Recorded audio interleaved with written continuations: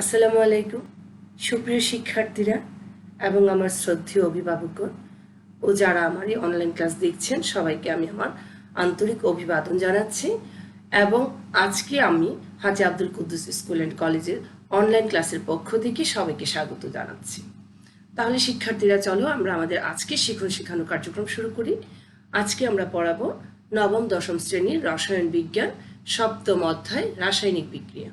তাহলে চলো আমরা আজকে এই অধ্যায়ে রাসায়নিক বিক্রিয়া শুরু করতে গিয়ে আমরা এখানে একটা টপিকস নিয়ে আজকে কথা বলবো, সেটা হচ্ছে জারণ সংখ্যা কি এবং আমরা কিভাবে জারণ সংখ্যা নির্ণয় করতে পারি।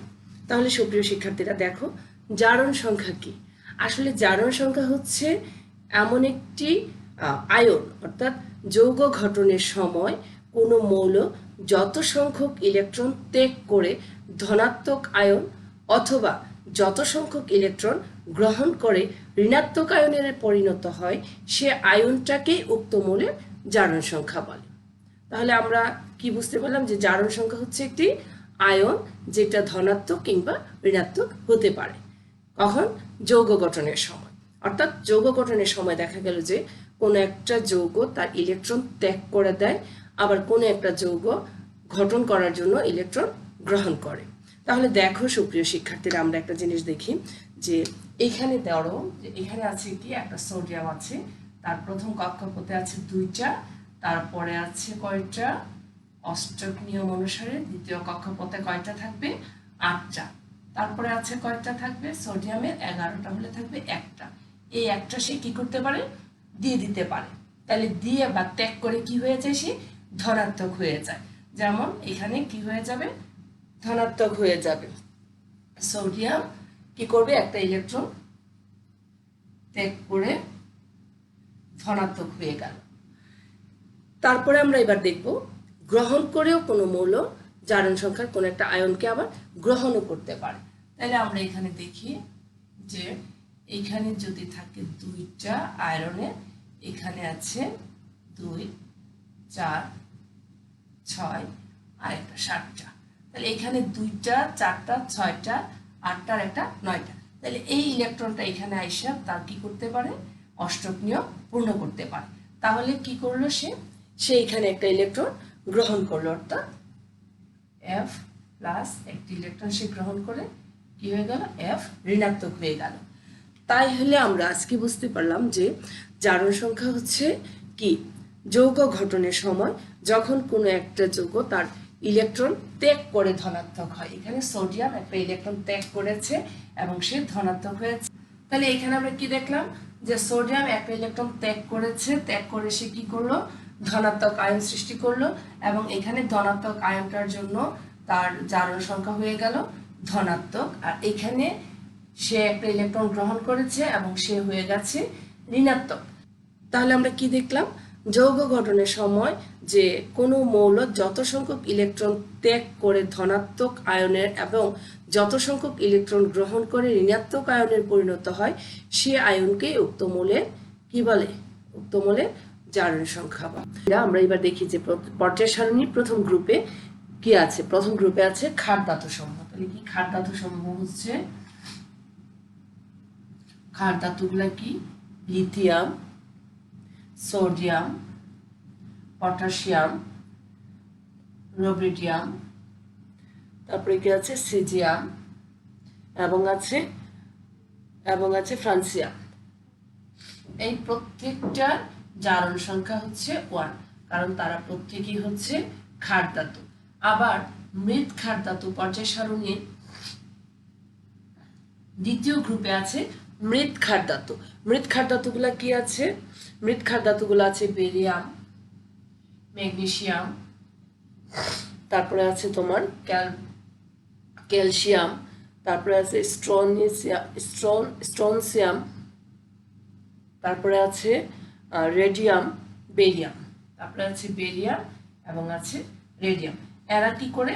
এদের জারণ সংখ্যা হচ্ছে +2, অর্থাৎ এরা পর্যায় সারণী 2 নম্বর গ্রুপে আছে, এরা পর্যায় সারণী 1 নম্বর গ্রুপে আছে। এভাবে আমরা দেখতে পারি পর্যায় সারণী 17 নম্বর গ্রুপেও আছে যারা। তাইলে আমরা দেখো আমরা এবার পর্যায় সারণীতে কিভাবে জারণ সংখ্যা নির্ণয় করতে হয়। আমরা একটা পর্যায় সারণী একটা যৌগের বা মৌলের জারণ সংখ্যা আমরা নির্ণয় করব। জারণ সংখ্যা নির্ণয় করা আসলে দেখা যায় যে জারণ সংখ্যা আমরা যখন কোনো একটা যৌগের একটা মৌলের জারণ সংখ্যা নির্ণয় করতে যাই সেটা অন্য মৌলের উপর নির্ভর করে, অর্থাৎ অন্য মৌলগুলোর জারণ সংখ্যা আমাদের জানা থাকতে হয়, তাহলেই আমরা অজানা মৌলটার জারণ সংখ্যা বা যৌগটার জারণ সংখ্যা আমরা নির্ণয় করতে পারি। তো ধরো সালফিউরিক অ্যাসিড,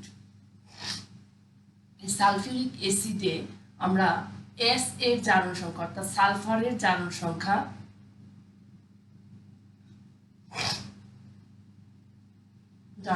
আমরা বের করব। তাইলে আমাদের এই সালফারের জারণ সংখ্যা বের করতে গেলে বাকি যে মৌলগুলা বা যৌগগুলো আছে যেমন হাইড্রোজেন, অক্সিজেন, এই দুইটার জারণ সংখ্যা আমাদেরকে জানতে হবে, এবং সেটা জানা থাকলে আমরা সালফারের জারণ সংখ্যা বের করতে পারবো। তাহলে আমরা ধরি এই সালফিউরিক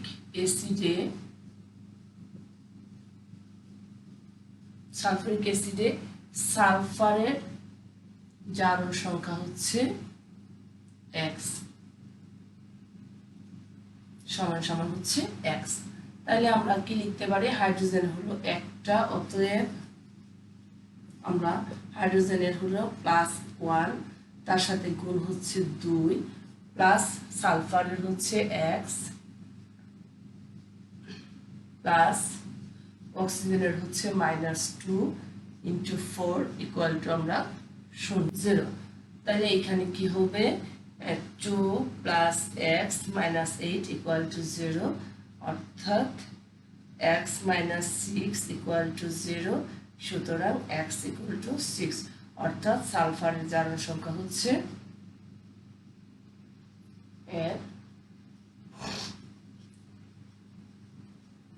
জারণ সংখ্যা হচ্ছে 6। এইভাবে আমরা এটা থেকেও আবার সালফারেরটা জানি, তাহলে আমরা অক্সিজেনেরটা বের করতে পারবো, কিংবা অক্সিজেন এবং সালফার জানলে হাইড্রোজেনেরটা বের করতে পারবো।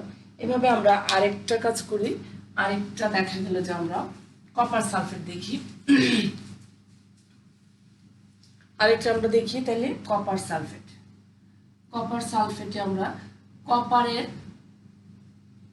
কপার এর জারণ সংখ্যা কত, জারণ সংখ্যা বের করব। তাহলে আমরা জানি কি, যেমন কপারটা বের করতে গেলে আমাদের সালফার জানতে হবে, অক্সিজেন জানতে হবে। তাহলে ধরি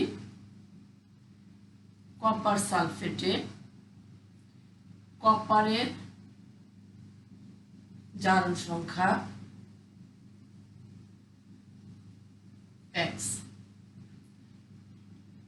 অতএব কপারে হচ্ছে x প্লাস সালফারে হচ্ছে 6 প্লাস 6 প্লাস অক্সিজেনের হচ্ছে -2 × 4 = 0। তাহলে কি হবে, x + 6 - 8 = 0, কি হবে, x - 2 = 0, সুতরাং x = 2, অর্থাৎ কপারের জারণ সংখ্যা